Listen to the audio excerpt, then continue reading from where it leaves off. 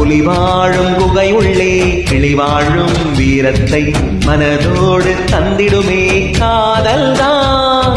இது போகும் வழியோ வெற்று பாதை, திரும்பும் வழியோ வெற்றி பாதை, பெருமையை இதயத்தை அடைந்திடும் பயணம் இது.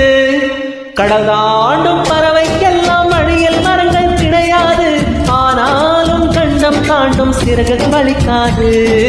மலையேறும் எறும்பின் கால்கள் மேலே மிதித்து உடையாது, மனதோடு காதல் வந்தால் மனிதா தடையேது.